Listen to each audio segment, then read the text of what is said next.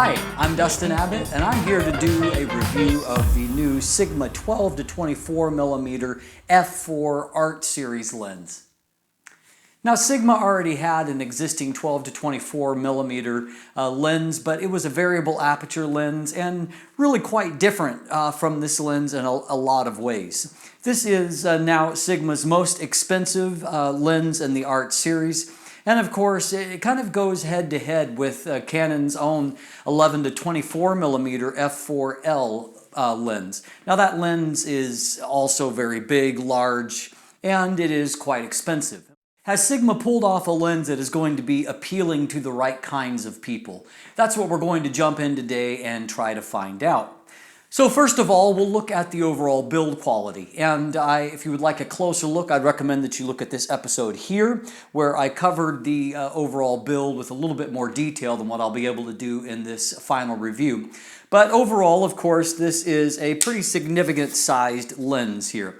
It weighs in at 1,150 grams or 2.53 pounds, and so that makes it almost as heavy as the Canon. It's within just a few grams of the Canon itself, and overall it's also a fairly lengthy lens, although it's so big in diameter that it seems like closer to square than rectangular in its shape. But it is a little over 4 inches long, 4.02 inches long, and 102 millimeters in length. Of course, it has a fixed lens hood because it has a curved front element here, and thus you're not going to be able to use traditional filters for similar lenses like this. I use systems like Photodiox Pro Wonder Pana system, or there's similar systems that will be out there, I'm sure, from manufacturers like Lee. And so there will be aftermarket options. Just know that that's going to be an additional cost and expense when it comes to that. One kind of highlight for me when it comes to the build is that for the first time I am seeing an actual rear gasket on an Art Series lens, and Sigma is actually making a claim regarding some weather sealing. Now, the new 85mm f1.4 Art, it has a rear gasket, but I can't find any kind of claim of any kind of dust or weather resistance. But Sigma says of this in the promotional literature that it is dust and splash proof construction. And so at least there is some positive affirmation of some weather sealing on this, and of course some coating on the front element to help with moisture resistance there. The only oddity here in this overall build is that the actual focus ring is actually built into the section of the fixed lens hood, and so it's a little bit different a design than anything that I've quite seen before, and so it means that the focus ring is really on a different kind of level than the zoom ring. Both of the rings move fairly well without too much resistance, and so no big problems to report there. Not a huge amount of focus throw on this lens, but that's not uncommon for a wide-angle lens.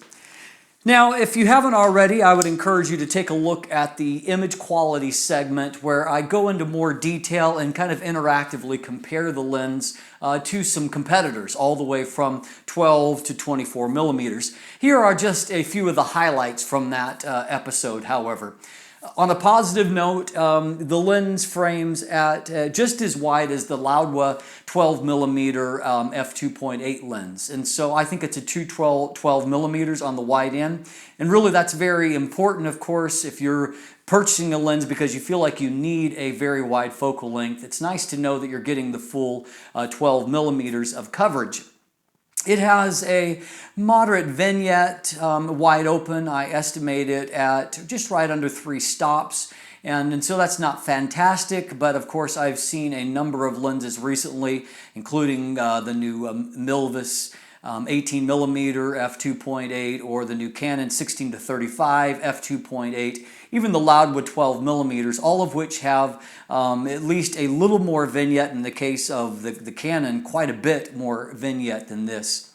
When I compared this lens to the Laowa at 12 millimeters, I found that the Sigma was sharper across the frame, even with the Laowa stopped down to f4. One thing that I do note about the Sigma that's kind of the standout about the sharpness is that it's very even across the frame.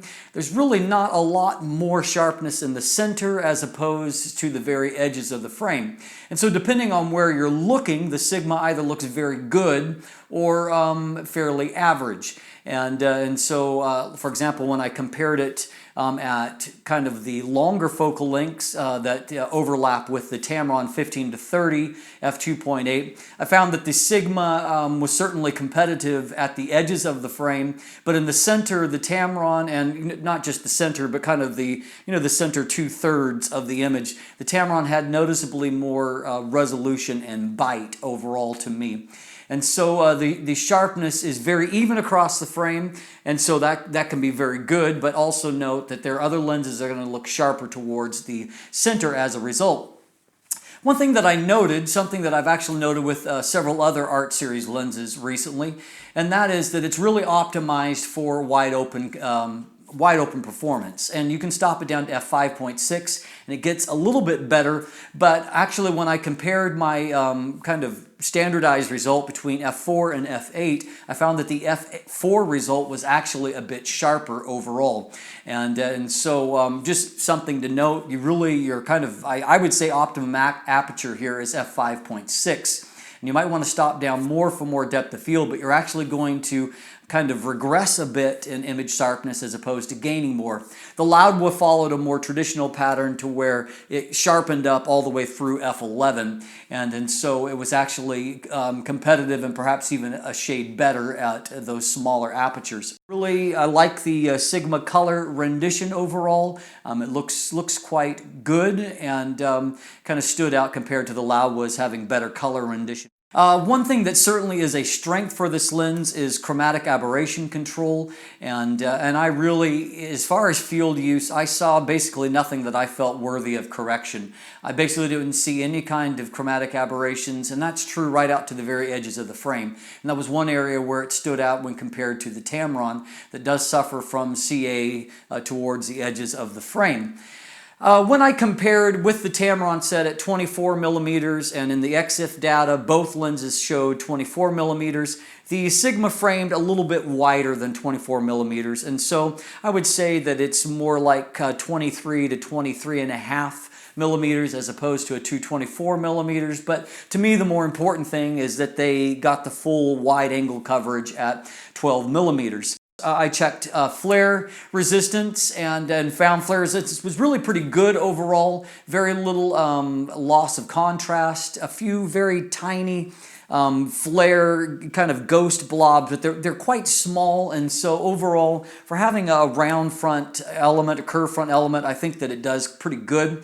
I found that the flare resistance was better on the wide end than at the 24 millimeter end. For the whole time I've had the lens, I have an app where I've been checking the availability of stars to go out and shoot coma, night sky, and I've been getting like 0, 2%. I mean, it's been terrible, terrible. Overcast almost nonstop, and some days the sun's come out from I'm like, oh, finally, and then by night the clouds roll in again and completely have sealed things off. Tonight, it wasn't exceptional, but I was able to get out. It was clear and very cold already, minus 15 degrees Celsius out there. And so it was cold, but I was able to test the coma performance, and I found some favorable results. The downside, of course, is that a maximum aperture of f4 is not really all that enticing. And tonight, one of the reasons why it still wasn't fantastic is that the moon was very bright, so there was a lot of kind of light noise that doesn't allow as much pop in the night sky. But what matters most is not, for me, it's not so much the artistic value of these images as it was to test the coma performance. And so, my original point is that on a very dark night, you may suffer a little bit more having a maximum aperture of f4 as opposed to a wider maximum aperture. But overall, I found that the coma results were actually quite good. I did see just a few little kind of bright star points that were starting to grow a little bit of wing, but overall the points were sharply rendered, and there were very few chromatic aberrations that I saw. And then when I compared it, I did shoot a few frames comparing it to the Tamron 15-30, which is a very good night sky astrophotography lens. Of course, the Tamron has the advantage of a wider maximum aperture, and it has a fair bit less vignette. And so, to me, it's still the better choice. But in terms of the actual coma, I wouldn't say that the Sigma is any worse than what the Tamron is. And so that's really doing pretty good. And so if you want to use the lens for that, I see no reason why you cannot. When it comes to the autofocus, Sigma is claiming the same kind of a higher torque autofocus motor here. And so focus itself is it's nice and prompt, no issue there. And so I'm not complaining about anything in terms of the autofocus. As far as autofocus accuracy, of course, a very wide focal length and then a relatively small maximum aperture means that there's not a whole lot of stress in terms of autofocus accuracy that is put on a lens like this. I got consistent results. Others are reporting kind of bigger examples of focus shifts, but I mean, all I can report is what I actually saw. And really for probably 98% of the images that I shot with this lens, really I'm shooting mostly things that are pretty much everything is in focus, and everything is in focus. So I really have no complaint about the autofocus system in the lens myself. When I compared head-to-head with the Loudwood 12mm f2.8, it's called the 0D or zero distortion lens, and it basically has almost no barrel distortion at all. But you know what? When I compared them side by side, the Sigma was just about as good. And so it really has very, very little distortion. And so it has less distortion than competing lenses like the Canon 16-35 L Mark III that I just reviewed, or the f4 LIS 16-35 from Canon. Has less distortion than the Tamron that I'm using for this kind of shooting. So if you're going to shoot interiors, this really isn't a bad choice. Particularly if you're going to shoot on a tripod, just make sure, as I will always tell you with a wide angle, you have to make sure to keep the sensor fairly level, because any kind of shift up and down will cause kind of that keystone distortion where, things lean or stretch out. So, but as long as you keep things relatively level, there's very little distortion in the lens itself. And so you should end up with pretty nice results for shooting architectural work. As far as a landscape lens, I'll say the same thing that I said in reference to the 11-24 from Canon. I think that wide a focal length is really wasted on most shooters. You don't necessarily realize how wide that is on a full frame body, and it's so wide that it makes composition really kind of challenging, and it's not really as effective as a landscape lens is what you might think, because it's almost too wide. And so unless you're really an interior shooter, or you are shooting in situations where you need a very wide focal length, you might be able to go with a less expensive, smaller, lighter, more versatile type lens. But if you think that you need 12 to 24 millimeters of coverage, then this is a pretty fantastic lens. It's competitive in a lot of ways with the Canon lens, although the Canon overall is the sharper and more consistently focusing lens when it comes to those kinds of details. Maybe a little bit more contrast in the Canon lens, but I think that you're going to be able to get pretty much equivalent results in a much cheaper package here.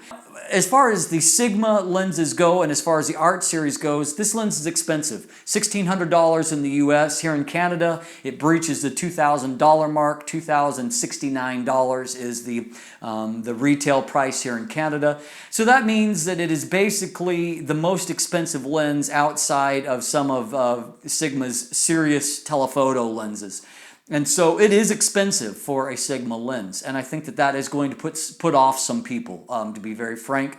But at the same time, it's also pulling off a pretty extreme feat of engineering and going so effectively to the 12 millimeters of rectilinear coverage. So overall, I think that it's a pretty nice lens if you actually need a lens like this.